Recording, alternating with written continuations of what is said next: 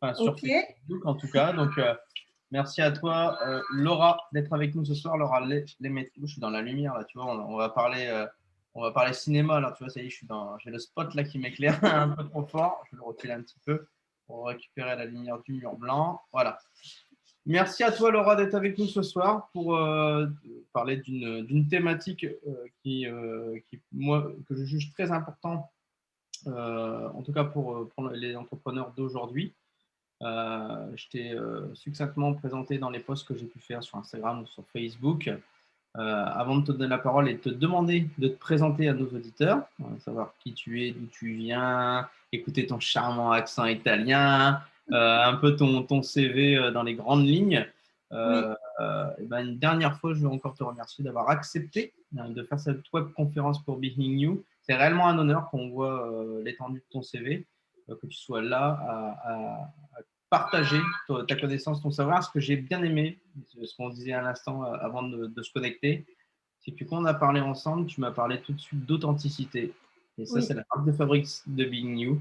C'est ce qu'on essaye de faire dans tous les domaines, de rester authentique. Et c'est cool que tu puisses traiter cette thématique de l'habillement. Je laisserai utiliser le terme euh, avec l'authenticité. Donc, on accueille tous nos invités. Bonsoir à tous de Oui, vous connecter. bonsoir à tous. Vous avez le temps tranquillement de vous connecter. Laura, est-ce que tu peux te présenter? Oui, bah, bonsoir à tous. Merci de m'avoir invité ce soir. Pour moi, c'est un plaisir d'être avec vous parce qu'on s'est bien trouvé par rapport aux valeurs qu'on partage ensemble, sur la façon aussi avec laquelle on entreprend aussi. Donc, dans l'authenticité et surtout dans la recherche de soi. Donc, ça veut dire trouver sa source originelle pour pouvoir la exprimer dans le travail aussi autant que personne, quoi. Donc, ne plus chercher ailleurs quelque chose qui est déjà en soi. Donc, moi, ce que j'ai fait, moi, je suis costumière de cinéma et de théâtre. Je suis habilleuse aussi.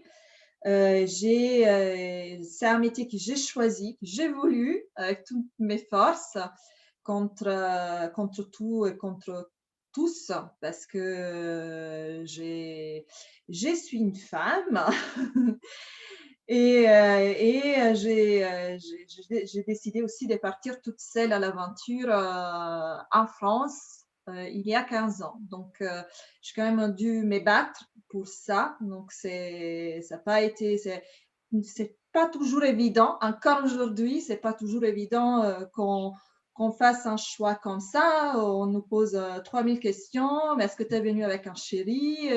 Non, je suis pas venue avec un chéri.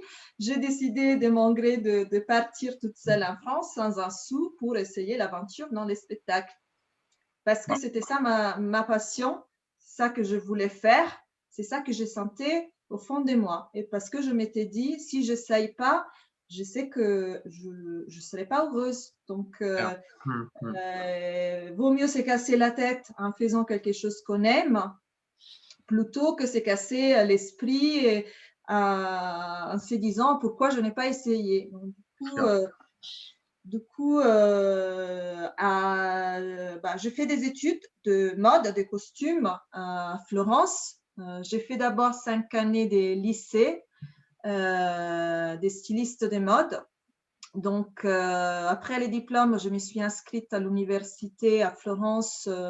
Il y avait un cours de costume designer sur la faculté d'architecture. Donc, et je me suis diplômée en 2003.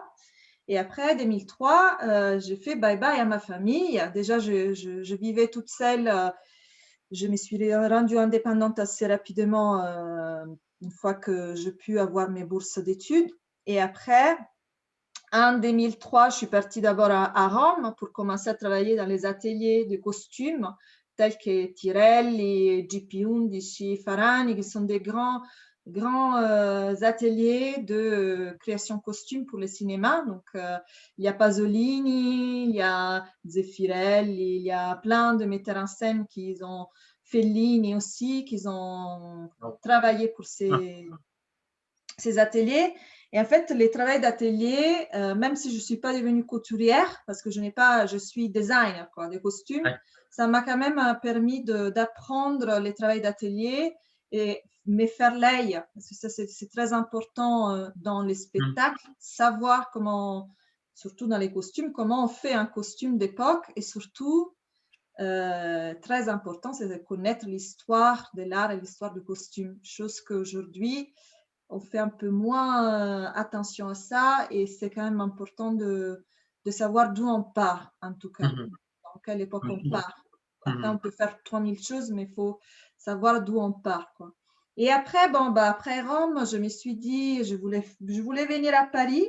Ça faisait très longtemps que je l'avais dans la tête depuis toute petite. Je ne parlais pas un mot de français. Je l'avais étudié à l'école, mais je ne pouvais pas dire que je les parlais.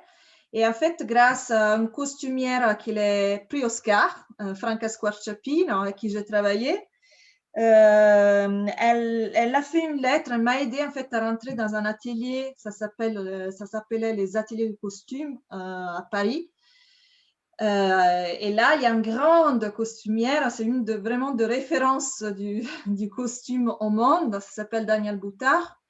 Et j'ai pu travailler en atelier. Donc, voilà, je suis arrivée, je ne savais rien faire en couture. Et comme en France, il y a une autre façon de travailler dans les costumes. Les costumiers en Italie peuvent ne pas coudre. C'est surtout un designer, c'est quelqu'un qui a quand même une grosse formation d'histoire du costume, de l'histoire de la mode.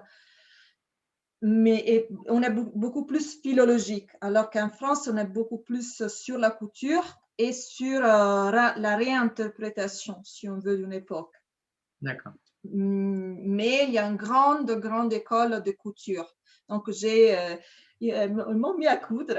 Je suis massacrée par les couturières, surtout parce que je ne parlais pas français du tout, mais j'ai quand même appris. C'était extraordinaire. Moi, je suis arrivée une semaine après la livraison des costumes de Marie-Antoinette de Coppola. Donc, je l'ai vu partir les costumes et après, je travaillais sur je suis restée 3 mois en stage.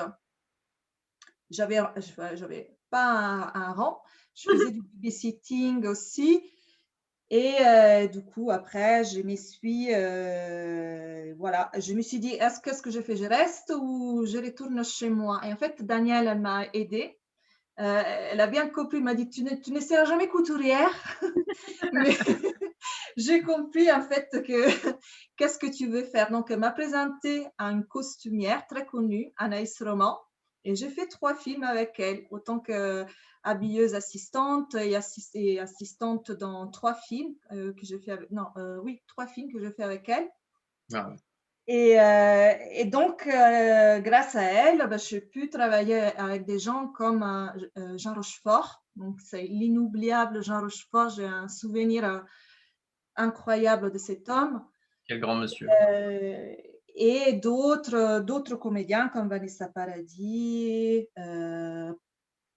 qu'il y avait encore Guillaume Canet, je travaillais dans Yolande Moreau aussi. Ah ouais. Avec plein de mots, oh là là, qu'est-ce que j'aimerais la rencontrer.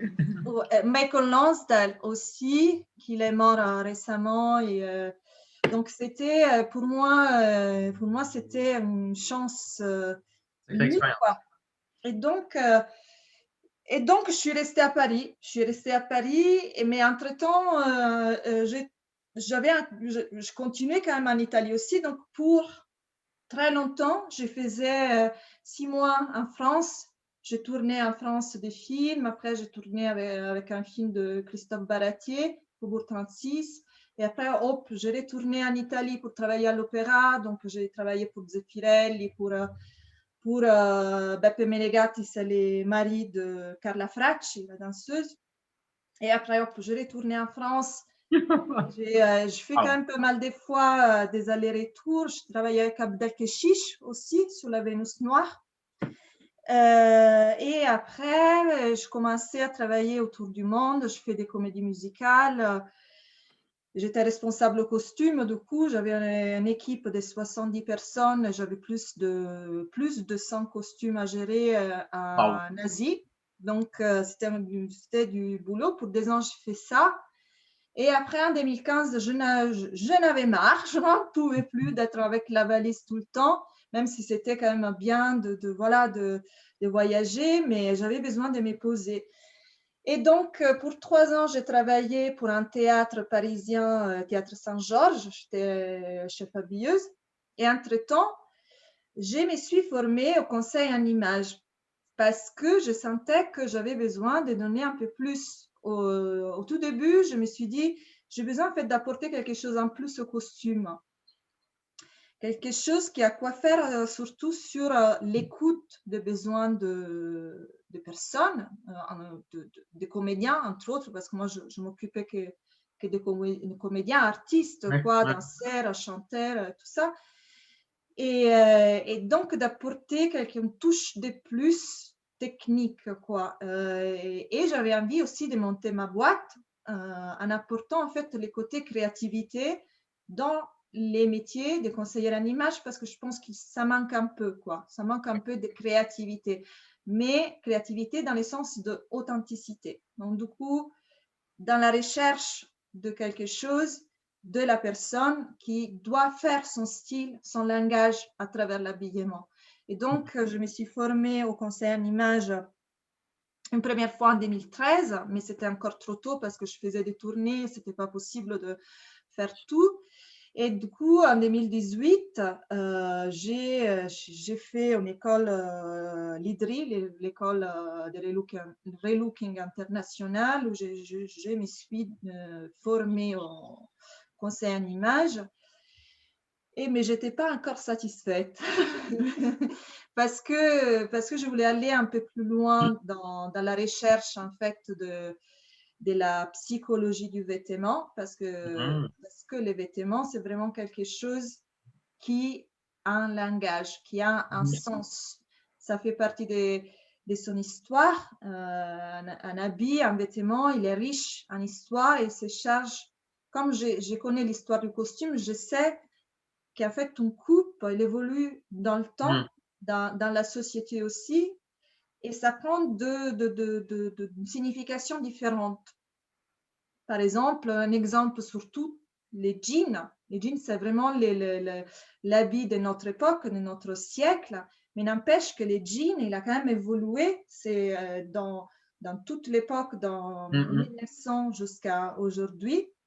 La coupe change, la couleur change aussi, et sa symbolique aussi, sa signification change aussi, parce que les vêtements, il est vraiment lié en société. Et ça, il faut les comprendre, surtout pour comprendre à acheter mieux et acheter authentique, quoi. Oui, c'est ça. Voir en fait quelle est la symbolique qui nous parle aussi d'une coupe à travers les couleurs, mais à travers aussi les matières et tout ça. Donc, les conseils en image te permet de faire ça. Les costumes, ça te permet de faire ça, de pouvoir apprendre aux gens, par exemple, d'où ça vient une manche à ballon et qu'est-ce que ça représentait dans une certaine époque, et de pouvoir dire aux personnes, voilà, si tu mets ça, tu dégages ça, parce que à cette époque-là, c'était considéré comme ça, et ça reste en fait sa signification inconsciemment dans la tête des gens, tout comme les couleurs. Donc, c'est très riche, quoi. Mais qui travaille dans la mode le sait très bien. Les gens, les stylistes qui créent la mode connaissent les codes vestimentaires et savent qu'est-ce que ça signifie. Mais les gens ne le savent pas forcément. Donc, ce que j'essaie de faire, c'est de leur apprendre. Il y a un dicton très connu, de plus en plus, qui dit, dis-moi comme toute ta vie, et comme ça, je sais qui tu es, en fait. Parce que la manière comme toute ta vie, ça reste quand même d'informations que tu donnes. Ton cerveau est capable d'enregistrer ça des premières coups. La communication non verbale, c'est comment on est habillé. C'est les 10 premières secondes d'une personne, il te juge par rapport à comment tu te présentes. Exactement. Et c'est surtout par l'impact de la couleur, la première chose. Donc, et comment on positionne la couleur. Alors du coup, n'en dis pas trop tout de suite. N'en dis pas trop tout de suite. Comment tu vas nous dire ça? C'est hyper intéressant ce que tu dis, parce que moi, je suis vraiment dans le domaine des neurosciences actuellement, de l'énergétique, de plein de choses.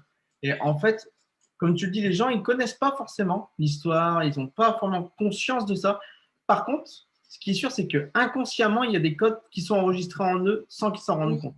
Oui, Et c'est dans les cerveaux reptiliens, en fait. C'est dans l'instant, en fait. C'est vraiment quelque chose d'inconscient. C'est instantané. À nous par les milliers d'années de civilisation, quoi. C'est ce que j'explique à toutes les personnes que je coach dans mon coaching de communication réseaux sociaux. Soignez votre photo de profil, soignez votre couverture, parce que c'est la première chose que les personnes voient de vous dans le digital. Et en l'espace d'un dixième de seconde, il y a le cerveau reptilien qui dit attention au danger ou ah tiens, j'ai envie d'en savoir plus, quoi.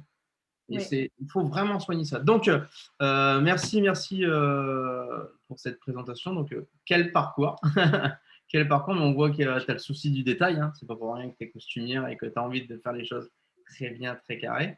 C'est vraiment un honneur de t'avoir avec nous ce soir en direct. Maintenant que tu t'es présenté, ben, je pense qu'on va attaquer. Oui, on va rentrer dans les sujets. On va rentrer dans ton sujet. Donc, si tu as quelque chose à nous partager, ben, tu as la main et tu peux nous partager ton écran et commencer à donner des idées, des tips, des connaissances sur la compréhension vestimentaire. Vous comprendre ce qu'on veut amener à l'entrepreneur dans Being New, c'est vraiment la compréhension de lui-même. Donc, que ce soit Catalina ou Renaud, qui est notre naturopathe expert, on essaye de faire comprendre aux gens que leur santé vient de l'intérieur, que leur santé mentale vient aussi de l'intérieur, que la communication part de l'intérieur. Donc, la communication sur les réseaux, mais la communication, c'est aussi la tenue vestimentaire. Eh oui. C'est ce que tu vas nous expliquer aujourd'hui. Alors, j'essaye de partager. Alors, comme un participant à la fois peut partager plusieurs parties. Alors, tu as partagé. Si tu cliques vraiment sur la flèche qui monte vers le haut, ça va t'ouvrir une fenêtre et tu vas voir. Si tu as ouvert le document avant sur ton écran PC. Partagé. Voilà. C'est bon. J'ai réussi. Vous le voyez? Ça y est, oui. Ça va arriver, ça va arriver. Ok. Wow. Ça y est. Ouais. Alors, ça c'est génial.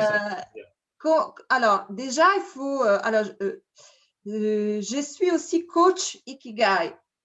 Et je l'applique à mon conseil en image. Qu'est-ce que c'est l'Ikigai? L'Ikigai, c'est une méthode qui est en philosophie de vie d'abord. C'est un mot japonais qui exprime sa raison d'être. Iki, gai, raison, motivation, moteur de vie, etc. Moi, je l'utilise dans mes coachings.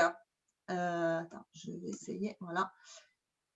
Je l'utilise en fait dans mes coachings comme base pour pouvoir faire entrer la personne dans un travail d'introspection, tout en restant dans la créativité, dans l'expression de soi, parce que c'est essentiel en fait, faire un travail d'abord sur soi pour comprendre quelle est la source qui nous amène à les plaisirs. Qu'est-ce qui nous apporte du plaisir au quotidien? Et c'est ça notre source créative qui nous permet en fait de rebondir à chaque fois qu'on a des difficultés.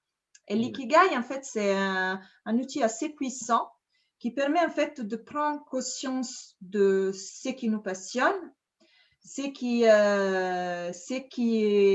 fait partie de nos expertises, ce qui fait partie de nos talents et ce qui fait partie de notre mission de vie. Parce que ce qui est important en fait dans l'ikigai, c'est pas tellement se connaître soi, pour savoir moi je suis. C'est je suis, il faut savoir les transformer, les transposer, les partager aux autres. Sinon, ça ne sert à rien. Si on n'est pas capable de partager qui on est aux autres, on peut pas déjà se faire connaître aux autres et se faire apprécier tel qu'on est, quoi. Et en envoyant en fait un message qui peut être utile à notre personne pour rebondir lui-même sur lui-même. Parce qu'on ne peut pas changer les personnes, on peut juste changer nous-mêmes. Et l'ikigai permet de faire ça.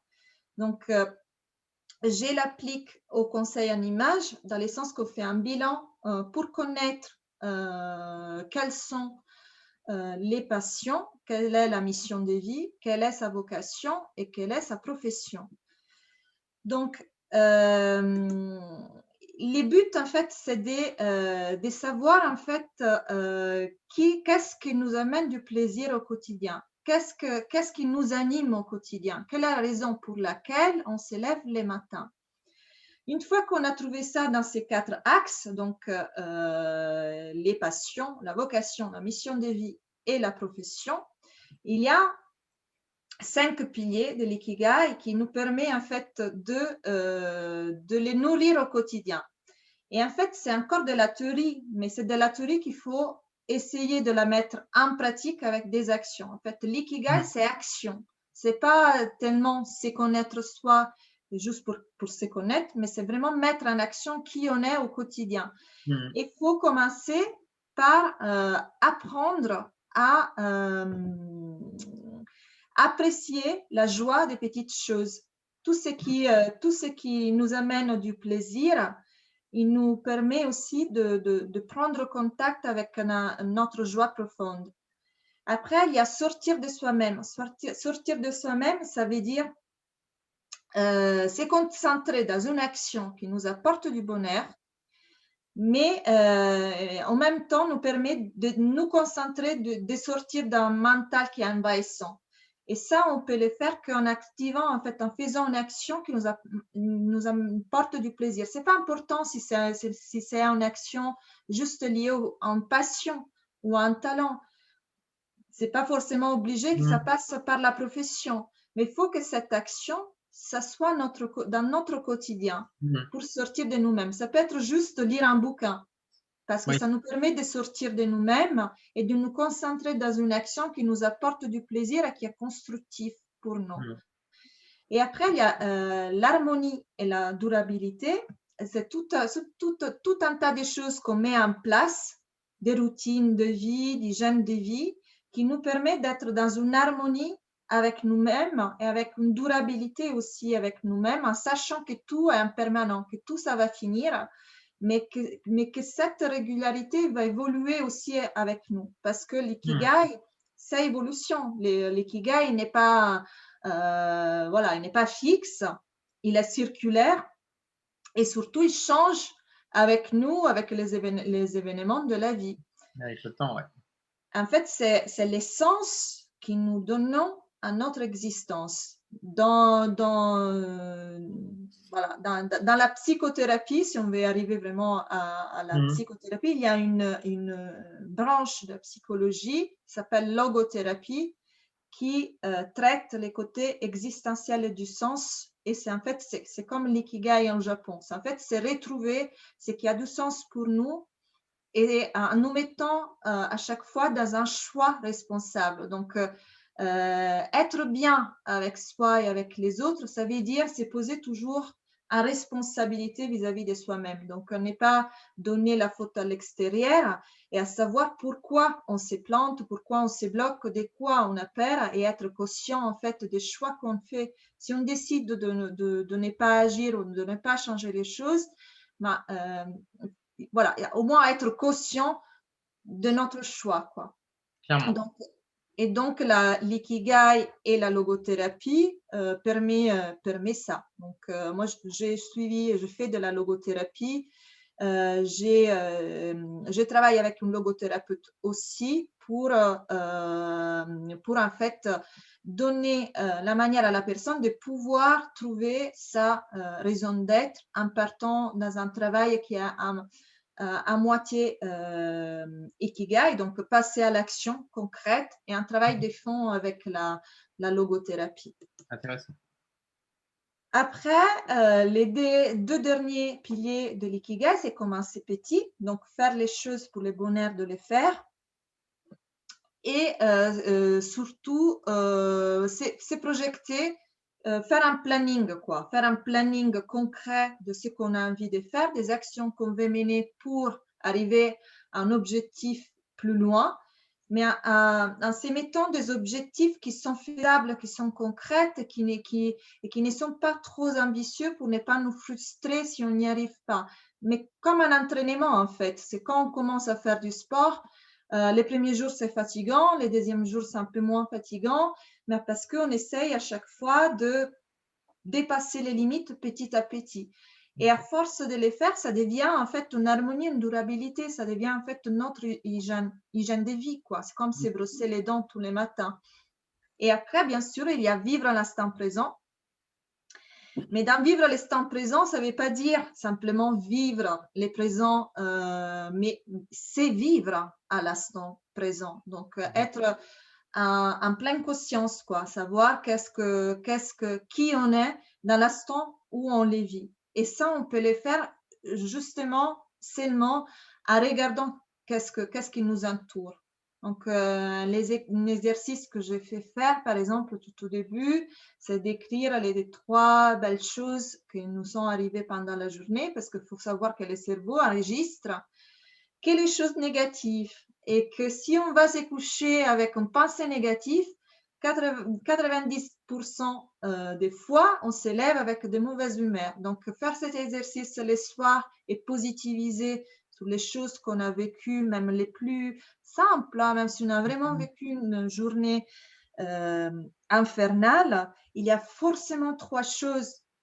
Parce que c'est impossible que même dans une journée douloureuse, on n'a pas souri au moins une fois. Moi, par exemple, ce que je me dis quand mon papa il est décédé, je me suis rappelé que même ce jour-là, j'ai quand même eu des moments où j'ai eu possibilité de sourire. Donc, ça veut dire que même dans une journée horrible, tu peux trouver toujours une raison pour dire, OK, ça va, demain je continue, je vais de l'avant. Rien que le fait d'avoir de l'eau chaude à la maison ou d'avoir à manger chaque jour, c'est déjà une gratitude pour quelque chose. Moi, je remercie chaque soir, rien que ça, quoi.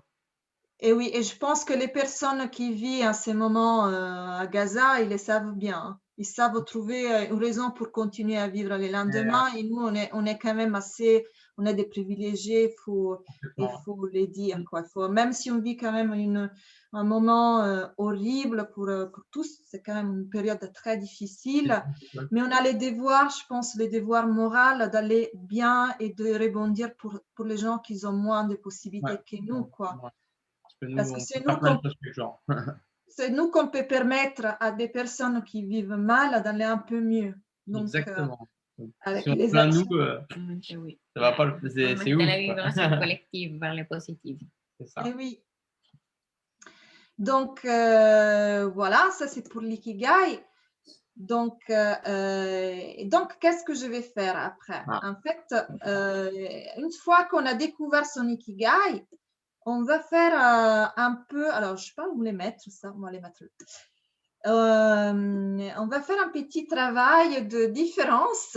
Je vais poser la question, est-ce que vous savez la différence entre les relooking et les conseils en image? Alors, déjà. On pose la question, on attend un peu que sur les réseaux, ça répond, parce qu'il y a pas mal de personnes de connectées, donc si vous pouvez dire. On a des gens Aurélie qui dit que c'est impressionnant ton parcours, Laura. Ouais. Et après, il a des questions parce qu'on a annoncé au début les couleurs. Il demande qu'on peut dire du trait des caractères des personnes qui aiment porter du noir. Mais je pense que tu nous diras tout à l'heure par rapport on ne peut pas dire quels sont les traits du caractère de quelqu'un qui porte une couleur ou l'autre, mais en tout cas, c'est l'information que les noirs portent en soi qui nous conditionne. C'est pas. Après, il y a. Bon, je vais les dire tout à l'heure quand je vais traiter des couleurs. Oui, tout à l'heure, oui. Mais je pense qu'Aurélie, il a posé la question aussi parce qu'on est tous les trois. Ben, moi, j'ai un côté rouge, mais en général, on est tous les trois avec des habits noirs. Mais je vais vous dire qu'est-ce que ça veut dire. Le côté théâtre, tu vois. Tout à l'heure, tu vas nous dire ce que ça veut dire. Mais par rapport à la différence entre relooking et conseil une image, pour moi, relooking, c'est améliorer quelque chose qui est déjà peut-être, ou c'est à l'inverse, et le conseil une image peut-être c'est surtout des manières. Relooking, c'est plutôt spécifique par rapport aux vêtements, et peut-être le conseil une image, c'est on en compte la globalité. Alors, les relooking, c'est ce qu'on voit à la télé dans certaines émissions de M6. Je ne fais pas trop de publicité là-dessus parce que je pense qu'il y en a déjà. En fait, le relooking permet un changement qui est moins en profondeur et qui, en fait, il est souvent, ce n'est pas tout le temps le cas, mais souvent, c'est ponctuel déjà. Donc, du coup, on transforme la personne sans vraiment l'écouter, sans savoir vraiment qu'est-ce que la personne a envie de dégager de soi. Et c'est plutôt, ça ressemble un peu plus au stylisme parce que quand même, les relookers, il met sa touche dedans. Donc, il met sa personnalité. Alors que dans les conseils en images, les conseillers à l'écoute totale de ce que la personne veut dégager de soi et de ses limites. Donc, nous, on ne peut pas, si une personne, par exemple, je fais une colorimétrie en personne, ça se trouve, elle est flattée par les couleurs vertes, mais elle n'aime pas les verts, je ne peux pas lui foutre les verts. Non. Parce qu'il ne l'acceptera pas. Donc, même si une personne me dit, je veux être sexy, d'accord, ok, mais qu'est-ce que ça veut dire pour toi sexy? Ma façon d'interpréter la sensualité, ce n'est pas la même. Je ne te mets pas du léopard parce que le léopard, c'est sensuel. Non, c'est sauvage. Il faut écouter en fait la personne qui est en face de nous, savoir quelles sont ses limites par rapport à ses objectifs de communication et savoir de base à travers l'ikigai, parce que l'ikigai, ça permet d'aller un peu plus en profondeur dans les coachings en images, de savoir qu'est-ce que la personne veut dégager de soi par rapport à sa personnalité, par rapport à ses limites, et essayer en fait de la faire avancer dans ses croyances. Et donc, les coachings, il est génial parce qu'en fait, ça te permet de comprendre quelles sont les limites, les croyances de la personne qui est en face de toi pour savoir jusqu'à où tu peux l'accompagner. Parce qu'il faut quand même rester dans les présents. Moi, je ne suis pas psychologue. Si je vois que la personne, par exemple, elle a des besoins un peu plus profonds, je préfère qu'on fasse un travail en binôme avec un logothérapeute, un psychothérapeute. C'est a besoin de surpasser certaines choses du passé parce que nous, on va traiter les présents, on ne va pas traiter les passés. On va traiter aujourd'hui. Aujourd'hui, tu veux dégager quoi? Pourquoi? Je vais avancer, pourquoi?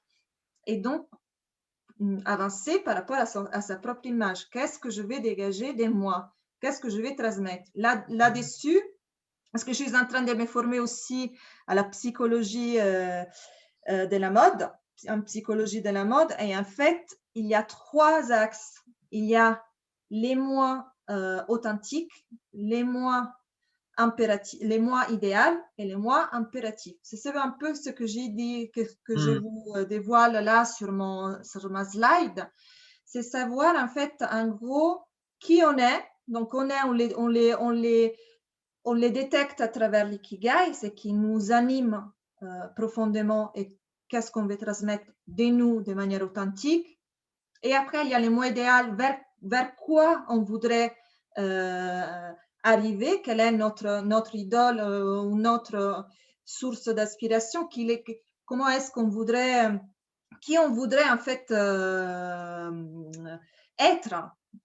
Ça peut être une icône, ça peut être un style parce que c'est un style de mode. Oui, c'est un idéal. Et après, il y a les mots interactifs, c'est qu'est-ce que les gens veulent de moi. Et donc, la problématique, elle est là. Parce que si on est trop dans les mots idéaux, on se perd. Et si on est trop dans les mots impératifs, on se perd aussi. Parce qu'on est trop dans les attentes des autres. Donc, le but, c'est de rendre ces mots authentiques assez forts pour qu'ils puissent basculer dans les mots impératifs. Parce que le contexte il est aussi important. On ne peut pas s'habiller encore aujourd'hui dans certains contextes de travail comme on veut. Il y a des codes vestimentaires, mais on peut utiliser les codes vestimentaires dans certains milieux tout en apportant notre touche personnelle de ce que nous sommes. Et à travers les couleurs, à travers les coupes qu'on va détecter ensemble, quoi. Donc là, je vous explique un peu qu'est-ce que c'est les vêtements. Les vêtements, c'est plein de choses. Identifier une époque. Il servait au début pour se protéger du froid, du chaud, des coups, des accidents et tout ça. Ça sert à se différencier, donc à sortir de la masse, affirmer son statut social, économique, politique, affirmer sa culture, éducation, religion et croyance. C'est l'expression de soi et c'est la partie plus difficile à atteindre parce qu'on est de plus en plus confronté à l'aliénation de soi vers quelque chose qui est idéal mais qui n'existe pas, qui ne nous appartient pas vraiment. Les effets de mode, par exemple. Les effets de Comment? mode, les effets de mode, c'est vraiment, c'est ça, quoi. Alors, les effets des modes, ça peut nous appartenir qu'on connaît les codes mode. Donc, Ouais. parce qu'il y a plein de styles, plein de tendances mode aujourd'hui, et on peut trouver dans les tendances mode quelque chose qui nous représente, soit par rapport au confort que certains couples peuvent nous, voilà, nous apporter, par rapport aux couleurs, par rapport aussi à quelque chose qui est de l'ordre de l'idéal. Mais encore une fois, cet idéal ne doit pas être un but en soi, il faut l'interpréter, le faire soi aussi, c'est moi idéal. Il faut l'incarner. Mine de rien, les personnes qui ont plus de style sont pas forcément celles qui suivent aveuglément la mode, sont celles qui piochent de la mode et qui l'incarnent. Regardez Inès de la Fressange, par exemple, c'est une des personnes pour moi qui est en référence.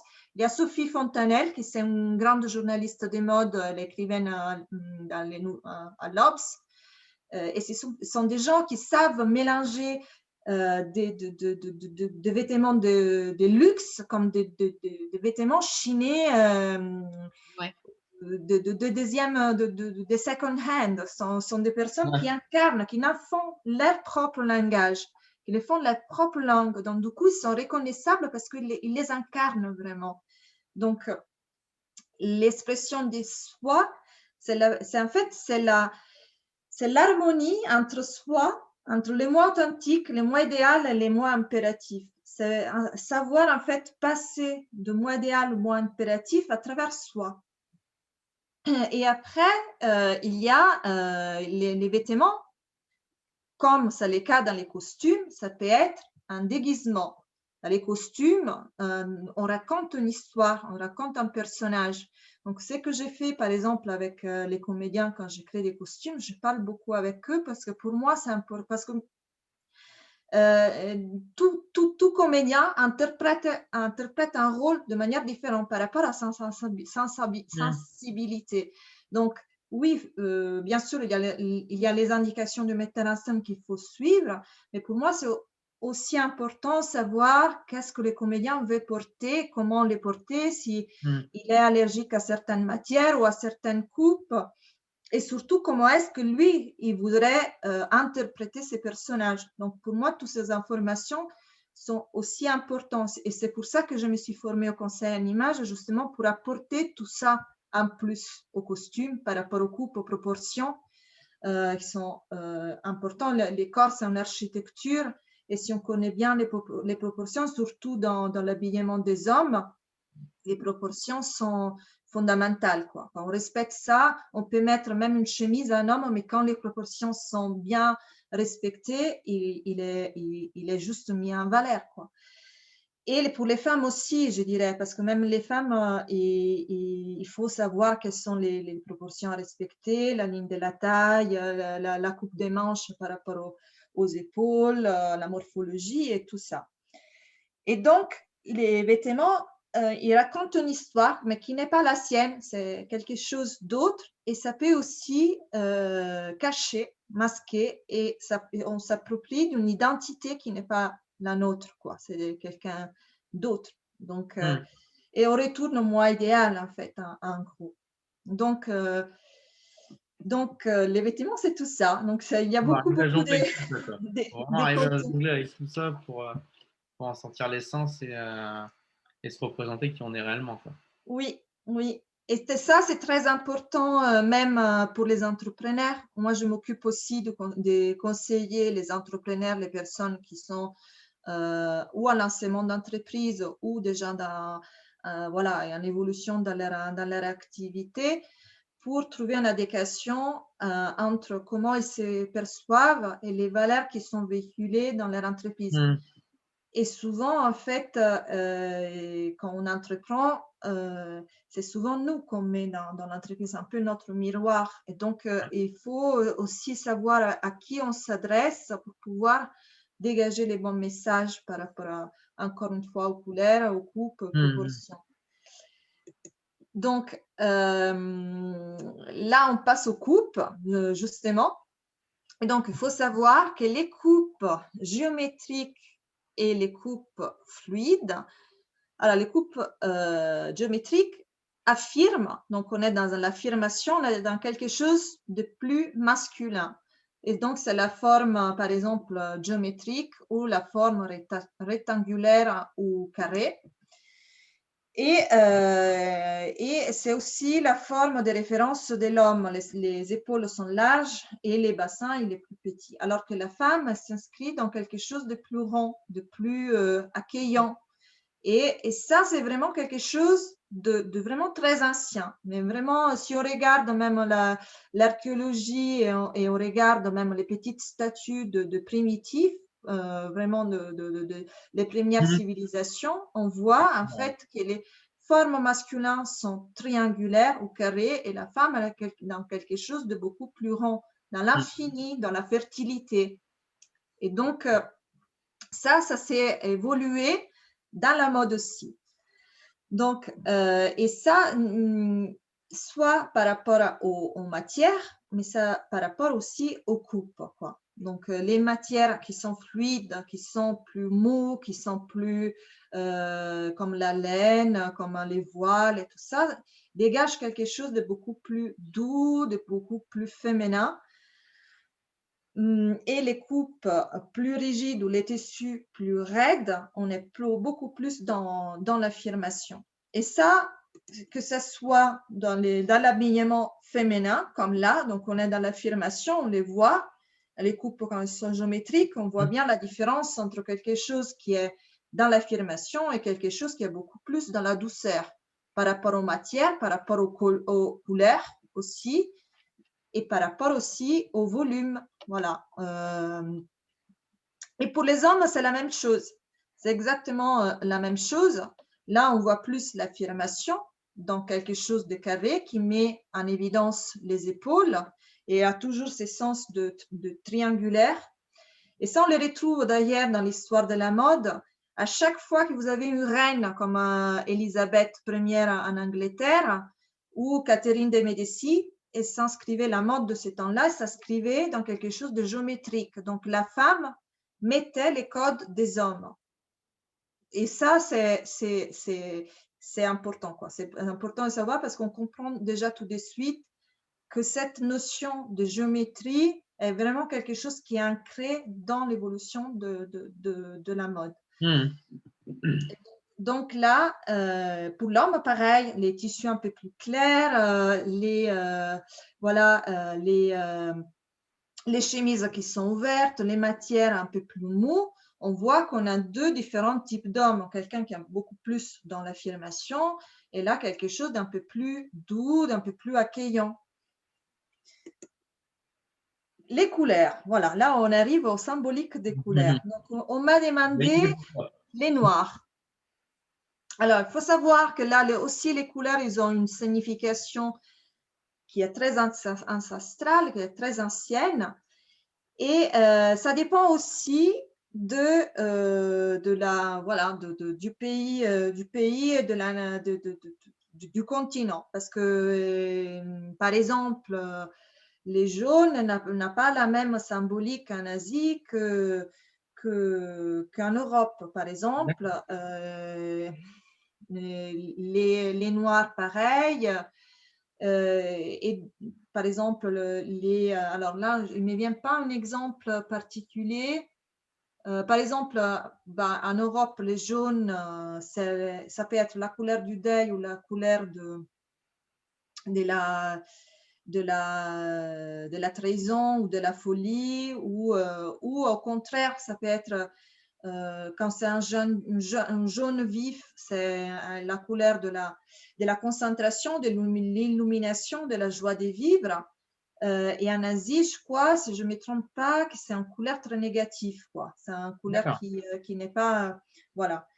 Il a quand même de toute façon une notion négative. Il faut savoir qu'en général, les couleurs, elles ont, selon la tonalité et l'intensité, ont des propriétés symboliques négatives ou positives, toutes les couleurs. Donc, par exemple, là, les noirs, entre autres, on m'a demandé les noirs. En fait, on ne peut pas détecter les traits de personnalité d'une personne, mais c'est nous qu'on a une impression sur cette personne par rapport à ce qu'elle porte. On n'est pas perçu de la même manière si je porte du noir ou du blanc. Par exemple, là, je suis habillée de noir, mais si, je n'ai pas un exemple, mais si je mets du blanc, attends, je vais essayer de faire les tests. Allez, vas-y. On te suit. Je mets, je n'ai pas pensé, mais si je mets ça, je dégage quelque chose. Qu'est-ce que je dégage pour toi avec les noirs? La droiture, tu vois, du professionnalisme. Si je mets ça, De plus gai, plus printanière. printanier, plus frais, plus joyeux. Voilà, c'est ça. Les noirs, donc ça, en fait, c'est dans notre cerveau, c'est enregistré pendant, grâce à des milliers d'années de civilisation. Les noirs, ça la couleur qui ne donne pas forcément d'informations sur la personne, ça met une barrière, ça met en distance. C'est la couleur de l'élégance par excellence, donc la petite robe noire, entre autres, mais n'apporte pas d'informations supplémentaires à qui nous regarde. On met une distance et on met et on reste et on n'est pas accueillant, quoi. Ouais. On est dans quelque chose qui est dans l'affirmation. Et donc, c'est la couleur privilégiée, par exemple, dans l'hôtellerie, où il ne faut pas donner des informations, on est là pour servir. C'est la couleur par excellence dans certains des bureaux. serveurs, hein. C'est pour ça qu'Aurélie posait la question. Aurélie est sommelière, voilà. C'est pour ça que je pense qu'elle posait la question, le fait d'être en noir, tu vois. Et c'est la couleur aussi de certains hommes politiques, entre autres ce qu'on a aujourd'hui en France, qui ne donnent pas forcément d'informations sur eux.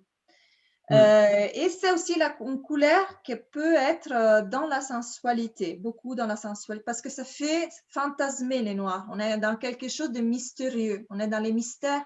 C'est la couleur de la nuit, c'est la couleur où on ne voit pas dans les noirs. Donc, on n'a pas d'informations, ça intrigue aussi dans une certaine manière au niveau sexuel. C'est pour ça que la lingerie noire, elle est beaucoup plus considérée sensuelle que la lingerie blanche, par exemple, où on dégage autre chose. On dégage une sensualité beaucoup plus enfantine, si on veut, un peu plus naïf. Voilà. Donc, après, il y a les couleurs qui dégagent quelque chose chez l'autre et il y en a les couleurs que nous, on choisit inconsciemment parce que ça nous rappelle quelque chose qu'on a vécu dans notre enfance ou parce que on s'est dit, ça peut être aussi une croyance qu'on a. Je m'habille de noir parce que c'est facile. Et ça, c'est plus facile. Effectivement, c'est plus facile à sortir les noirs que d'autres couleurs. Mais encore une fois, on ne donne pas d'informations sur soi. Si on veut donner davantage des informations sur soi, mais qu'on veut garder les noirs, il faut jouer sur d'autres choses. Par exemple, les matières, par exemple, la coupe. Si j'avais un col roulé là, j'aurais eu l'impression d'être quelqu'un d'encore plus strict. Alors là, j'ouvre en fait avec un décolleté et avec les bras nus pour donner quand même quelque chose qui est un peu plus accueillant, un peu plus vers les gens.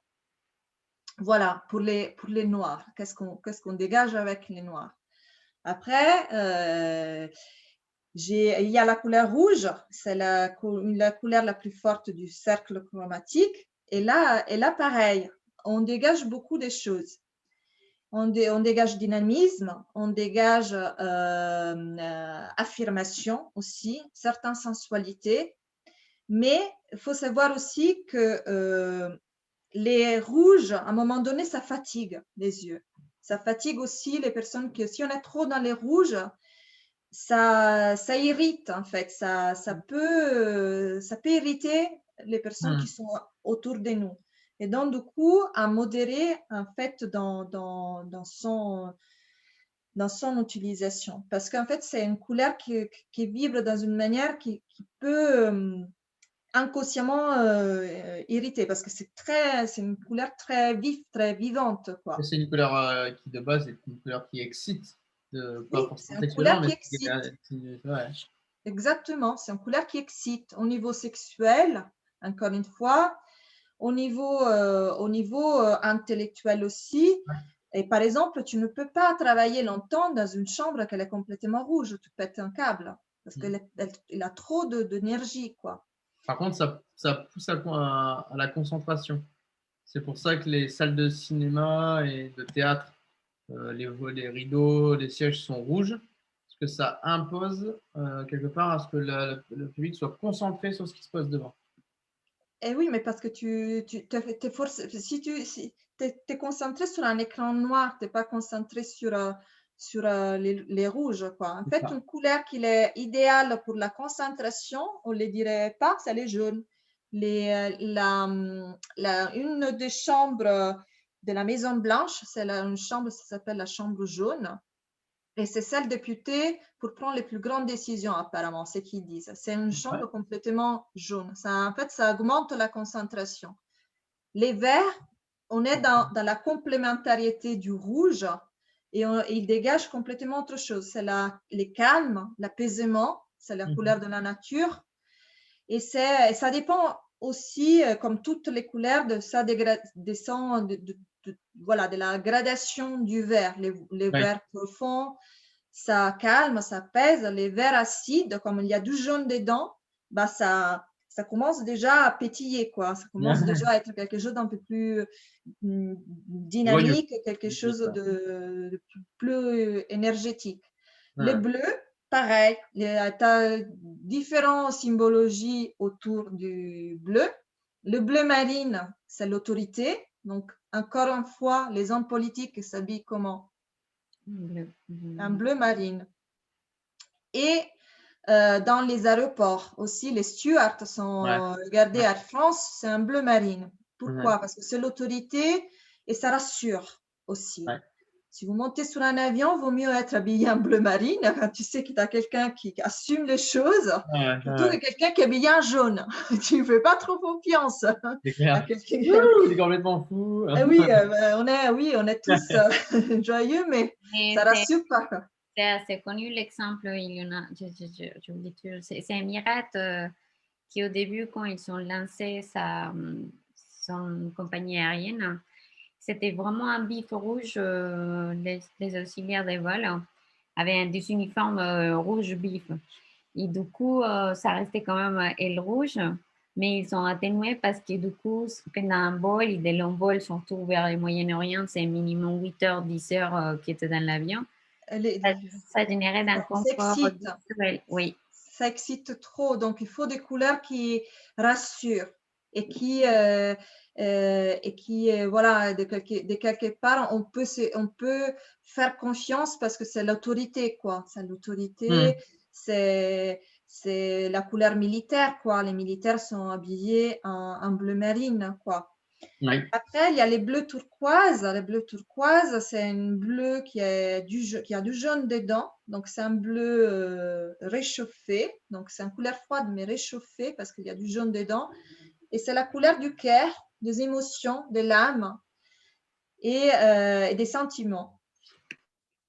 Et après, bah, tu as la couleur bleue du ciel qui dégage sérénité. Les bleus cobalt, pareil, c'est les bleus de la nuit. Ce sont toutes des couleurs qui amènent vers les hauts, vers les transcendantales presque. Voilà.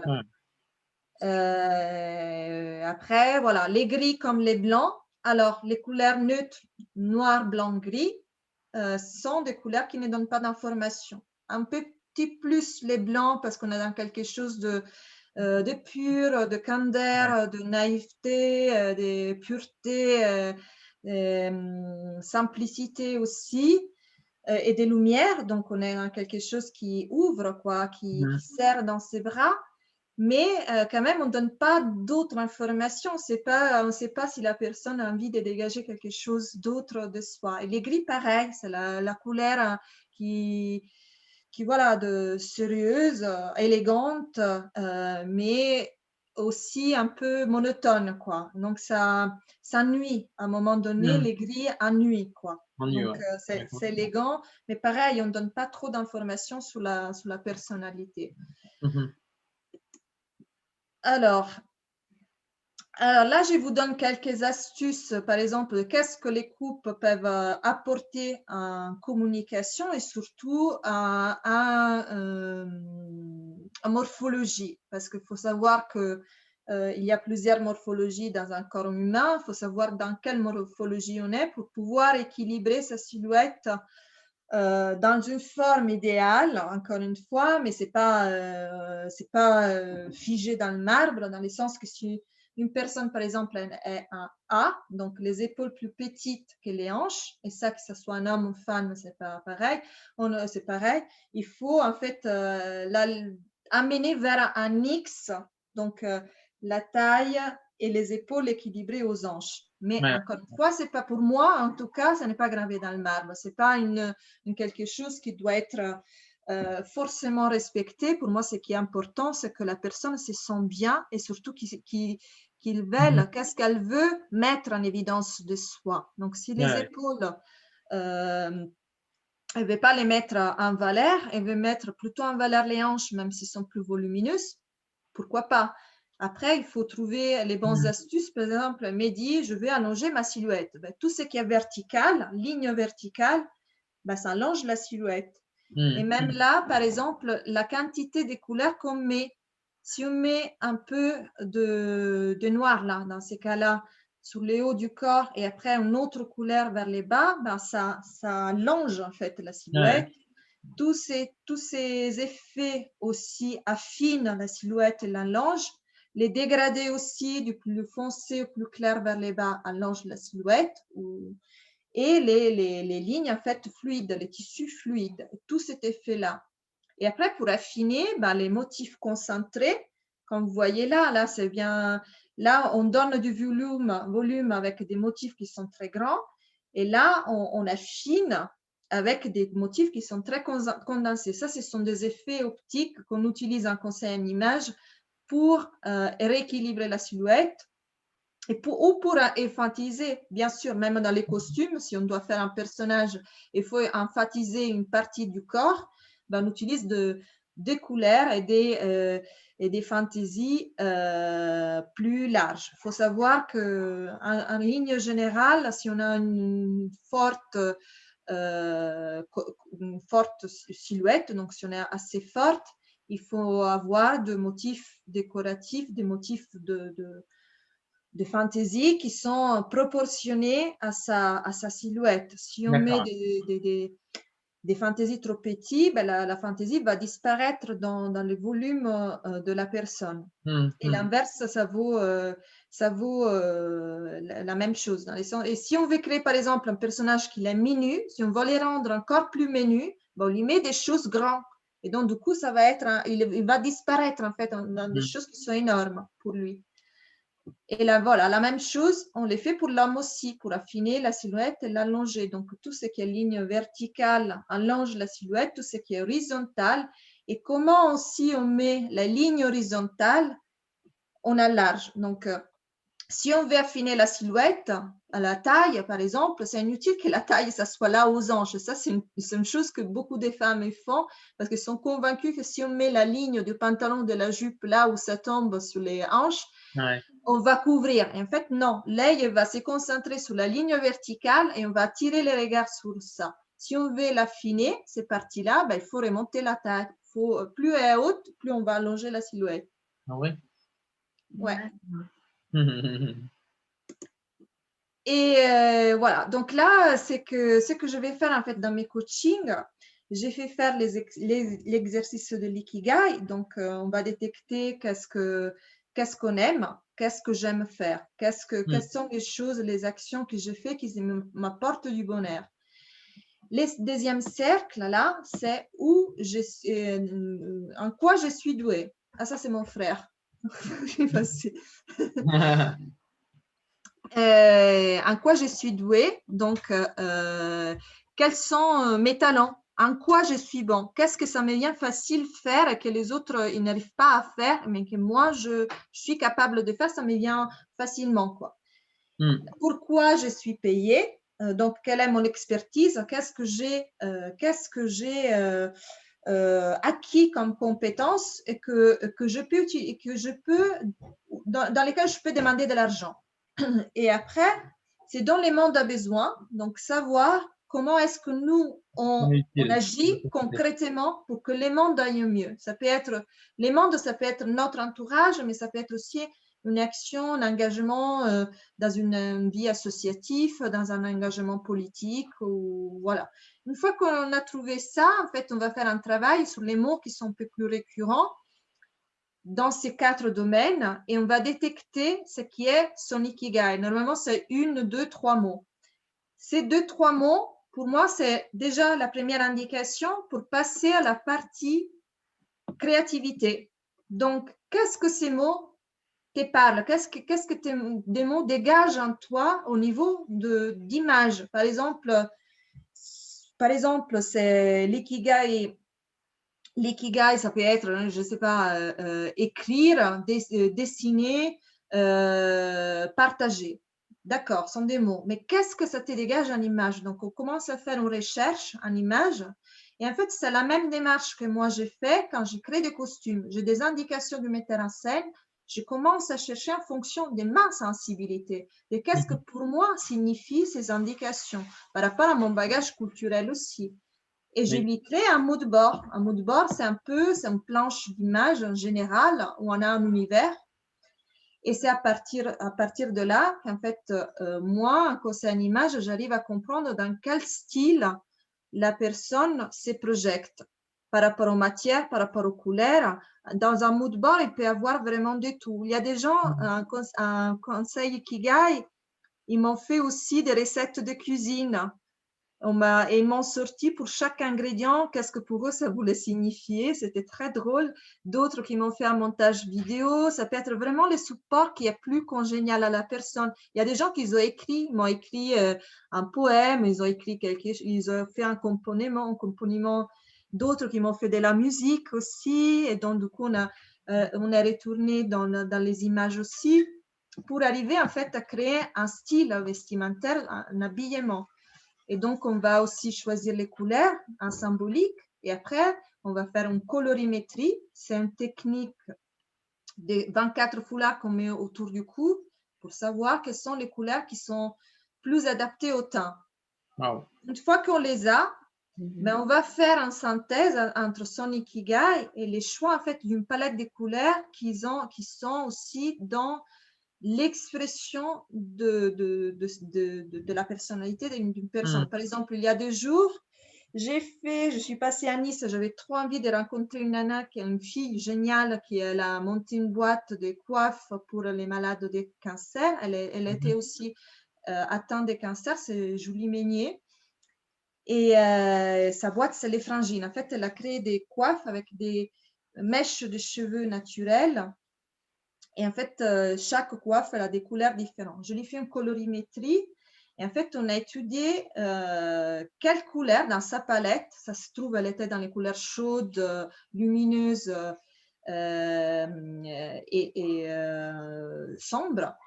Donc, elle avait un côté affirmation, mais elle voulait aussi dégager de l'ouverture. Ça se trouve, elle était flattée aussi pour les couleurs claires. Donc là, la colorimétrie sert aussi pour savoir qu'est-ce qu'on veut dégager de soi. Si je veux être plus dans l'affirmation, je mets des couleurs sombres. Si je veux être dans l'ouverture, elle peut mettre aussi des couleurs claires parce qu'elle est flattée aussi par les couleurs claires. Sur d'autres personnes, c'est beaucoup plus franche. Et donc, du coup, on joue sur la symbolique des couleurs plutôt que sur les tonalités. Par exemple, il y a une personne qui veut dégager de l'affirmation, elle est flattée pour les couleurs claires, ben, je lui mettrai un rouge qui est plus vif, si elle aime les rouges, bien sûr. Si elle n'aime pas les rouges, ben, on va par exemple sur une palette de couleurs qui peut dégager du dynamisme, de la vitalité, de l'affirmation, qui est plus dans ses cordes, dans ses goûts aussi. C'est inutile que je dise, OK, ça te va les rouges, mais la personne ne porte pas les rouges, elle ne se sent pas de les porter. Il faut toujours en fait trouver les couleurs qui peuvent représenter la personne, les coupes qui vont représenter la personne dans son authenticité. En fait, tout ce travail-là permet à la personne de devenir indépendante. Elle n'a pas besoin de revenir vers moi 6 mois après parce qu'elle ne sait pas quoi se mettre. Elle commencera d'elle-même à regarder dans son placard et déjà faire un tri garde-robe.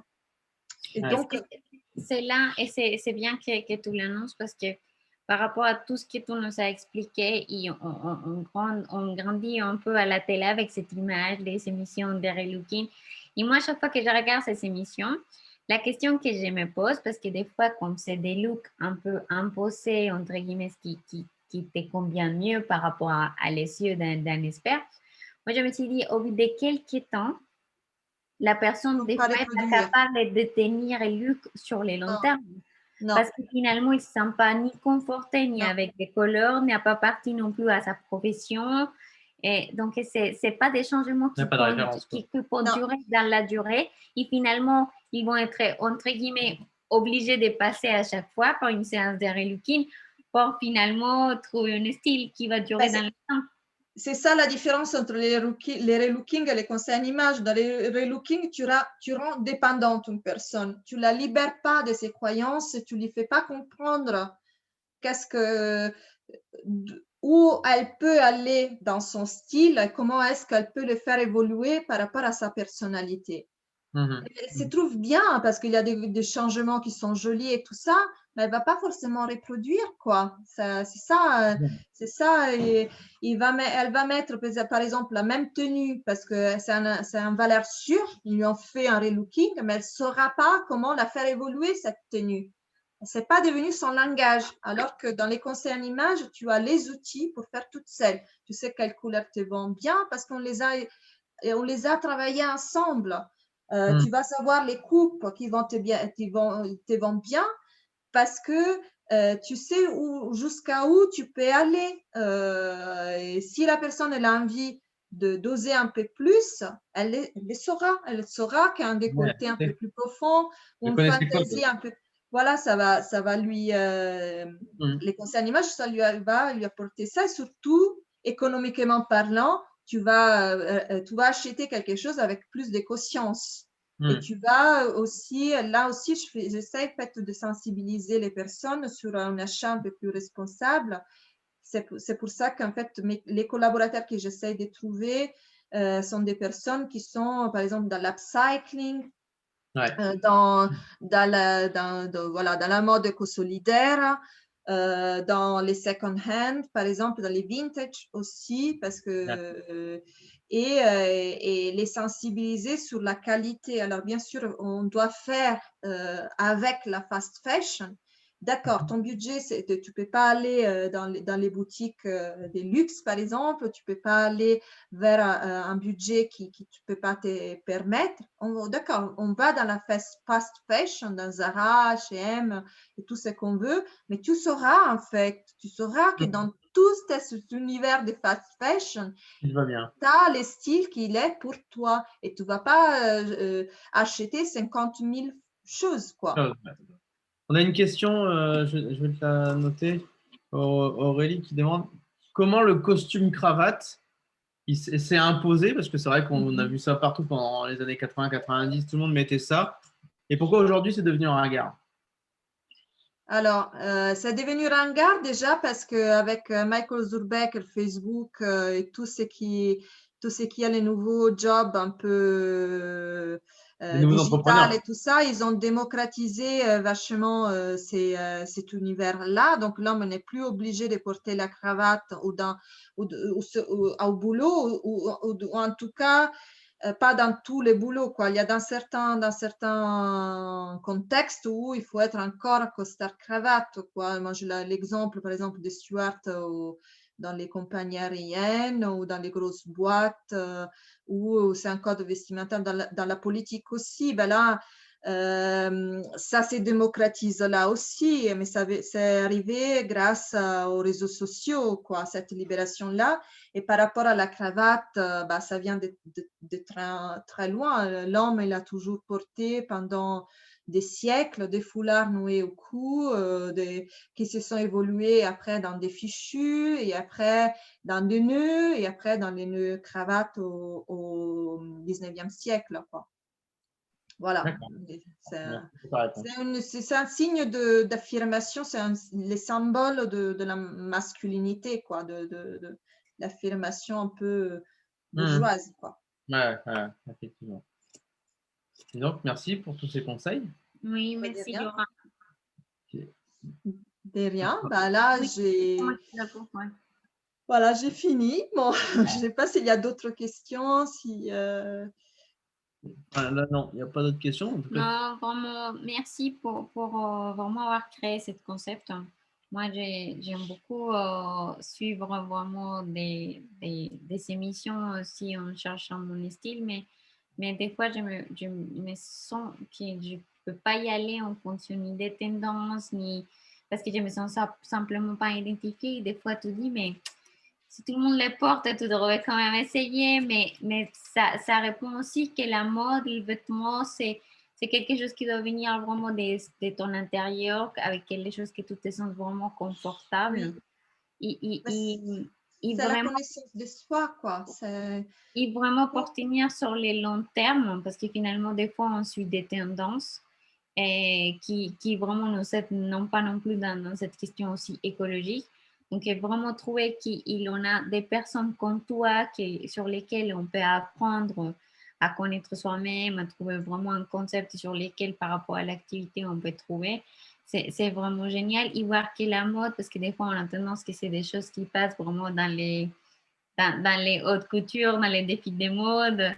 Et on ne se sent pas des fois impliqué et ça apporte tout son sens avec cette approche vraiment aussi organique. Oui, ben, en fait, qui fait la mode, il a tout cette notion de costume et des codes vestimentaires. Après, ça devient qui fait la mode suivent les tendances. Ils suivent en fait les moods, les moods d'une société. Et ce qu'ils vont chercher, c'est ce qu'ils font tendance, c'est les influenceurs. Les influenceurs, c'est déjà une étape après, parce qu'ils diffusent, mais ce ne sont pas forcément celles qui inventent. Ce qu'ils inventent encore aujourd'hui, c'est même pas encore des choses, des vêtements. C'est tout ce qui est dans l'air. Donc, qui fait la mode, c'est capter ça dans l'air. Ça peut être une exposition, ça peut être vraiment une architecture. C'est pour ça que je parle du mood board, parce que ça, c'est vraiment les socles, c'est la base d'une création artistique pour tous les designers, quoi, pour tous les créateurs. Et on parle d'un mood. Donc là, les moods, c'est nous. Je trouve ça tellement intéressant pour nos entrepreneurs, ne serait-ce de faire ce travail avant une séance photo pro, par exemple, où nous, on a fait notre séance photo, etc. Bon, on s'habillait, on a l'habitude de s'habiller, mais est-ce que c'était forcément les bons vêtements? On ne sait même pas. Est-ce qu'on dégage vraiment ce qu'on souhaite dégager? On ne sait pas. Tu vois? Et parce que malheureusement, on n'explique pas aux gens. On a tendance en fait à vouloir garder toute cette richesse du vêtement pour soi, pour ne pas rendre indépendants les gens, alors que voilà, je pense que il faut donner, il faut ouvrir à cette sémantique, quoi, qui a les vêtements, pour redonner un sens, pour retrouver une connexion, en fait. Tout ce que la fast fashion est en train de détruire sur la personne, on s'habille, mais on ne sait pas qu'est-ce qu'on s'aimait, quoi. Donc, moi, par exemple, je travaille avec des photographes. J'ai ouvert des collaborations pour faire du conseil en images pour les shootings photos. Par exemple, c'est une des prestations que j'ai fait pour les entrepreneurs pour faire un travail, déjà un petit travail d'ikigai et de couleurs et de qu'est-ce qu'on veut dégager de soi. Et en fait, on prend conscience des choses et ça devient tellement naturel que la personne ne peut pas ne pas reproduire, quoi, parce que je ne fais rien, je dis pas, il faut tu te mets ça parce que je t'ai dit que ça te va bien ça, parce que je t'ai fait la colorimétrie et c'est comme ça. je t'amène en fait à comprendre pourquoi ça te va bien et surtout, c'est toi qui l'as choisi. Moi, par ma sensibilité, par exemple, je peux dire, tu vas mieux avec les rouges, d'accord. Mais si toi, tu aimes les jaunes, mais pourquoi je devrais te priver de ce plaisir, quoi. Sinon, c'est du stylisme. Tu fais autre chose.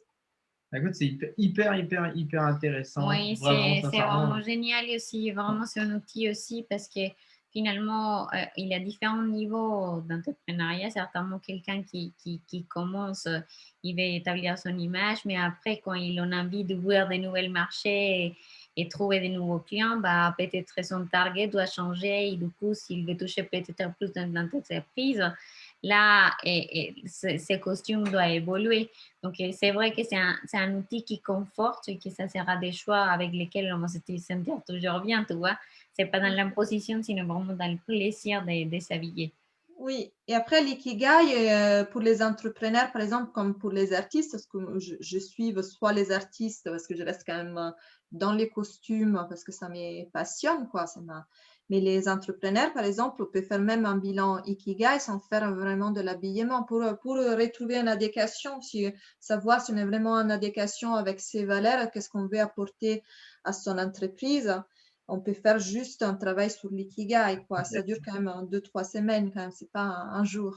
C'est un gros travail. Oui, tout à fait. Là, je démarre toujours mes formations en communication avec l'alignement, avec l'ikigai, justement. C'est bien de vouloir entreprendre, c'est bien de vouloir communiquer, mais si tu ne sais pas qui tu es, tu ne pourras jamais savoir, tu ne pourras jamais transmettre. Jamais. Si tu ne sais pas, attends, pourquoi tu veux faire ça? Pourquoi? Ben oui, c'est ça que tu dois transmettre, tes valeurs, tes principes, ce que tu veux voir changer dans la société, voilà, pourquoi tu es prêt à te battre, voilà, c'est ça en fait. On a l'habitude de clôturer nos webconférences avec nos intervenants d'habitude, on les commence avec ce petit jeu. Mais là, on a décidé de le faire à la fin. Ça s'appelle Anti-Sava. Donc, c'est un jeu avec des questions où on dit toujours ouais, ça va, t'inquiète, ouais, ça va. Mais en fait, l'anti-Sava, ça nous permet de nous poser à nous-mêmes des questions, de se dire ah ouais, c'est vrai, ça va peut-être pas tant que ça. Ça va, mais c'est bien de me remémorer certaines choses. Donc, dans ce jeu, il y a 6 thématiques différentes. Donc, je vais te demander d'en choisir une. Alors, écoute bien. La première, c'est apprendre à me connaître. La deuxième, c'est nourrir mon humanité. La troisième, c'est prendre une bonne dose d'optimisme. La quatrième, c'est faire le bilan sur mes envies. La cinquième, me remettre en mouvement. Et la dernière, m'ouvrir à l'instant présent. Et donc, je dois faire quoi? Je n'ai pas compris. Choisir une catégorie. Ah, choisir une catégorie. Être toujours en mouvement. Voilà. Me remettre en mouvement. Oui. Facile, moyen ou difficile? Difficile, tiens. Allez, j'aime bien les gens qui prennent des risques. La question est la suivante. Quels sont les obstacles que tu rencontres en ce moment? Alors, les obstacles que je rencontre en ce moment sont beaucoup parce que je suis à lancement de mon activité. Donc, c'est tout ce qui concerne la prospection dans un contexte qui est quand même assez particulier. Les difficultés économiques, financières, parce que voilà, j'ai fait rupture conventionnelle il y a un an, j'avais un poste fixe, j'ai pris quand même les risques de me remettre en question et de me remettre en jeu. Et difficulté, c'est un peu se remettre les choses un peu à leur place tous les jours, remettre les choses dans les bons tiroirs et savoir quels sont tes objectifs et faire un point là-dessus. Et parfois, c'est pas si évident que ça, quoi. Donc, et en fait, l'ikigai, en fait, ça m'aide en fait parce que après que ça devient une gymnastique, donc du coup, la solution, tu l'as assez rapidement du moment où tu te recentres en toi et tu sais qu'est-ce qui a du sens pour toi et quels sont les choix qui tu dois faire. Exactement. En sachant que si tu ne le fais pas, ça va pas bien tourner pour toi. Donc, les talents comme dit une personne que j'estime beaucoup, Caroline Desourenet, que j'ai vue à Nice il y a des jours, c'est une écrivaine elle écrit des livres sur l'ikigai, elle est naturopathe et hypnothérapeute. Ah, Et elle dit, elle a écrit un livre là dernièrement, La chance, quel talent. En fait, la chance, c'est les talents c'est créer ses propres opportunités. Ça tombe pas du ciel. Parfois, ça nous tombe du ciel, c'est Kairos, c'est les temps Kairos grec. Il y a plusieurs temps dans la mythologie grecque. Entre Kairos et en fait, c'est les temps de l'occasion, Carpe diem, c'est ça. que l'homme ne sait pas forcément saisir. Il ne les voit pas, Kairos, ne les voit pas. Mais quand tu les vois, c'est parce que tu as décidé de regarder Kairos. Et donc, tu saisis ton opportunité. Donc, les talents, la chance, c'est quelque chose c'est des talents de regarder l'opportunité en face de toi. Donc, C'est pour ça. moi, On a toujours dit la chance, ça se provoque. Et effectivement, à partir du moment où tu commences à regarder en toi ou que où tu commences à faire des choses qui sont alignées avec tes valeurs, que tu es sur ta mission de vie, les choses se mettent devant toi. Les choses tombent du ciel devant toi. Oui. Voilà. Il y a des moments difficiles parce que sur ton chemin, ben, il y a un chemin, c'est pas toujours droit. Il y a des petits embranchements à prendre à gauche, à droite pour te montrer qu'il faut que tu prennes par là. Mais quand tu es sur le bon chemin, les choses Oui. Et j'ai envie de dire à tous ceux qui ont envie d'entreprendre qu'un obstacle, il n'est pas forcément messager d'une porte qui se ferme. Un obstacle, il est là pour être abattu, pour être surmonté, parce que l'objectif, il est plus important. On sait que l'objectif, ce qu'on veut atteindre, il est là, donc une solution, il faut qu'on la trouve. Une obstacle qui bloque complètement, alors là, oui, il faut comprendre, en fait, si on est vraiment aligné à ce qu'on est en train de faire, aussi vraiment n'est pas les moments. Il faut aussi écouter, savoir et entendre aussi que peut-être faut pas aller, faut pas continuer dans cette direction-là et entendre que ce n'est pas, c'est pas vraiment les moments, mais ça peut s'ouvrir dans un deuxième temps. Donc, être à l'écoute de soi, mais être à l'écoute aussi de ce qui se passe autour de soi. Et ça, c'est la chose plus difficile à faire quand on se parle pas, quoi, quand Exactement. on ne communique pas avec soi, quoi. Écouter son corps et toutes les réponses sont là, toutes les réponses sont à l'intérieur de ça. Merci Laura pour ces jolies présentations et aussi pour ces dernières réponses à cette question, que c'est vraiment le cas de beaucoup de personnes qui sont relancées les activités vraiment récemment. Et c'est vraiment très gratifiant voir qu'il y en a d'autres personnes qui peuvent passer par la même chose. Et c'est pour ça que là aussi, BNU est là pour montrer que vraiment un schéma d'un entrepreneur, il y en a des coûts, mais c'est des choses qui soit si on est là dans la prévention, on peut l'éviter, mais si ça arrive, c'est comme tu dis, c'est vraiment une manière de pouvoir chercher des nouvelles solutions, des nouveaux schémas, et c'est vraiment que des opportunités. Oui. Oui. Merci à toi, Laura. Merci, Laura. Merci beaucoup à vous pour l'opportunité. C'était sympa, trop sympa. Ben, de toute façon, on reste en contact, on se voit. Hein. Complètement, oui, bien tout à sûr. fait. Tu fais partie de l'équipe Being New qu'on est en train de composer avec d'autres personnes de ton calibre parce qu'on va apporter de la qualité aux entrepreneurs. Et merci à toutes les personnes qui Oui. ont assisté. Vraiment, vous pouvez la regarder aussi en replay. Donc, elle va rester sur notre page et bientôt, on va le monter sur notre chaîne YouTube. Voilà. Donc, vous en avez aussi dans cette jolie image de la fin. Donc, vous avez les contacts de Laura aussi. Elle a une chaîne YouTube. Vous pouvez la trouver aussi sur Instagram ou sur Facebook. Donc, Laura Lemetti. Et elle est l'image consultant and constant design. Oui, donc, Facebook, mon site est la refonte encore. Donc, j'espère que ça va être prêt fin mai-juin.